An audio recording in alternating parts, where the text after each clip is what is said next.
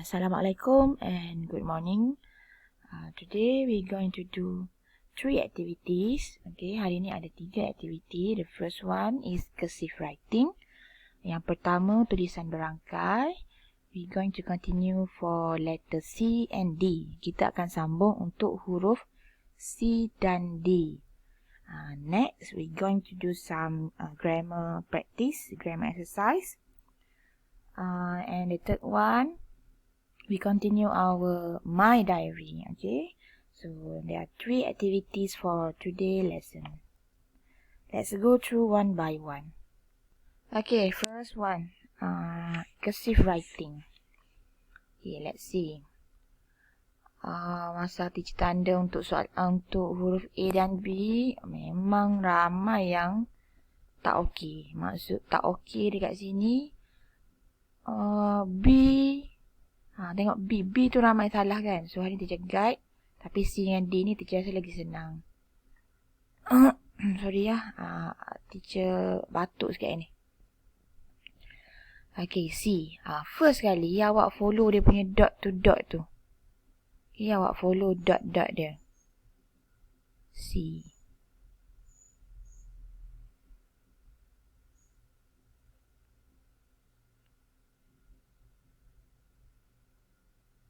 Okay, ni awak follow lah sampai habis. Then, pada petak-petak kosong ni, awak pun kena tulis cursive writing awak untuk huruf C. Sama dengan yang kat atas tu. Dia mula kat mana? Dia mula kat atas. So, teacher punya. Okay, C. Capital C. Huruf C huruf besar. Ni C huruf kecil pula.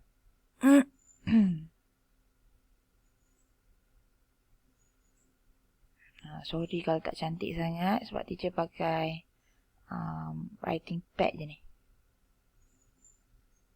Okay, dia ada something kat atas ni kan. Pen teacher tebal sangat. Tak jadi. Okay, so C tak ada masalah. Okay, kita move on pada D.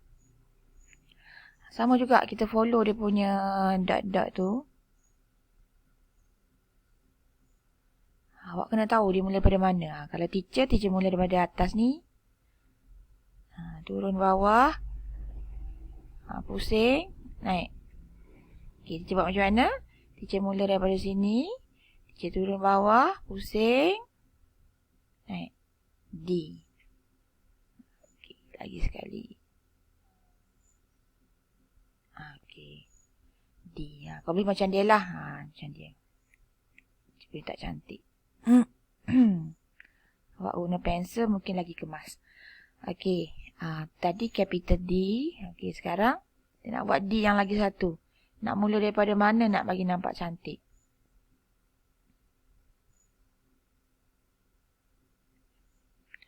Macam mana tadi teacher buat? Teacher buat bulat ni dulu. Teacher naik atas. Turun balik. Okay, teacher buat bulat ni dulu. Teacher naik atas. Turun balik. Okay. So, lengkapkan cursive writing untuk C dan D.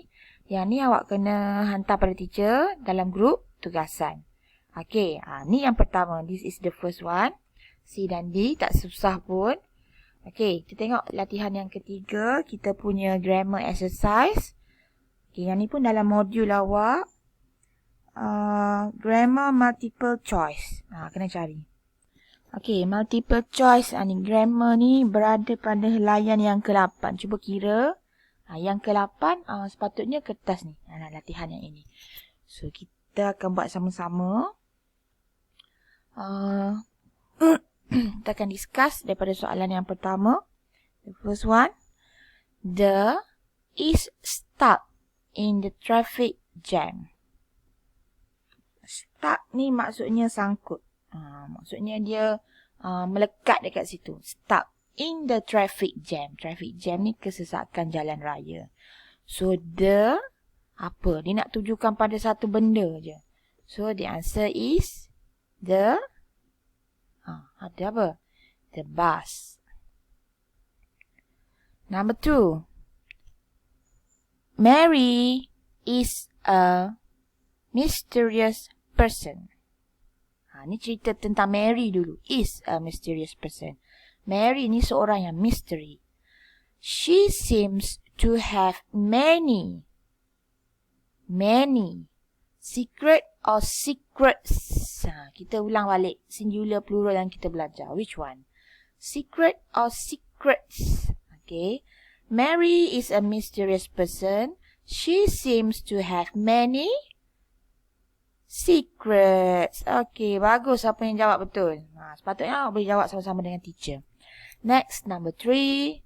There are very few, sangat sedikit, in this restaurant. Sangat sedikit. Dia tak cakap seorang, tapi dia cakap sangat sedikit. So, the answer would be customer or customers. The answer is customers. Dia tak cakap seorang, dia cakap sedikit. Next, number 4. This is a classic. A classic. So, you should know the answer. Okay. A classic. Okay, number 4 teacher tak tunjuk jawapan. Sebab ni nanti awak kena send pada teacher jawapan. Okay, next. Number 5. There are many. Okay, so dekat sini mungkin awak biasa dengar cactus, tapi awak tak pernah dengar cacti. Okay, cacti is a plural form of cactus. Maksudnya cactus. Okay, kita tahu cactus kan, pokok cactus kan. Okay, ini kalau singular. Tapi kalau plural, dia pun special. Ada yang cakap cactuses. Ini lebih kepada conversation. Kalau kita bercakap. Ada yang guna cacti. Cacti ni lebih kepada sekiranya melibatkan penulisan. Nak buat writing ke, nak buat essay ke. Kalau plural untuk cactus, dia guna cacti. Okay, tapi apa-apa pun dua-dua betul. Cactuses betul, cacti pun betul. So, dekat sini, there are many. Ni pun teacher tak jawab kan. Okay, next, number 6. My are organizing. Keyword dia are. Organizing a barbecue for next week. First one answer dia brother-in-law. Second one brothers-in-law. Okay, ni maksudnya abang ipar atau adik ipar, lelaki. Okay, next, number 7. Ni pun awak jawab sendiri. Teacher dah bagi keyword. Okay, number 7. Jason only has two. More than one. 2. Which one the answer? Okay, number 8. I am going to extract a. Kat sini tooth dengan teeth. Dua-dua kita biasa dengar. But which one singular? Which one untuk singular? Sebab dia nak cabut apa? Extract a tooth. Satu je gigi. Kalau sebatang gigi, kita panggil tooth atau teeth. Okay, lihat pada gambar yang teacher dah sediakan. Okay, so tengok dekat sini. Tooth kalau satu saja. Teeth kalau penuh mulut awak dengan gigi. Okay, maksudnya kalau satu gigi, tooth. Kalau gigi-gigi, teeth. Brushes my teeth kan. Biasa kita sebut I brushes my teeth. Saya memberus gigi. Saya tak cakap I brushes my tooth. Awak tak ambil gigi awak tu untuk awak berus satu-satu. Okay, so ingat. Tooth, singular, teeth, plural. So, untuk soalan 3, the answer, untuk soalan 8, the answer is extract a tooth. Okay, so untuk page yang pertama ni awak ada soalan 4, 5, 6, 7 untuk lengkapkan. Suara teacher mungkin tak clear sebab teacher batuk. Okay, next page. The handles 50,000 baggage every day. Bila the ni maksudnya benda tu satu je. The sun, the moon. Dia tuju pada benda tu. Dia tuju. Bukan satu, sorry. Dia tuju pada benda itu. The apa? The airport. Airport ialah lapangan terbang. Number 2. The Were clean in the stable. Were. Keyword dia were. Sorry tadi the tu maksudnya dia tuju pada benda itu. The apa? The horse ataupun the horses. Sebab dia ada were. Okay, jadi yang ni awak lengkapkan. 3. The succulent served by the restaurant are very popular. Are. Keyword dia dekat sini are. Keyword dia are. Okay.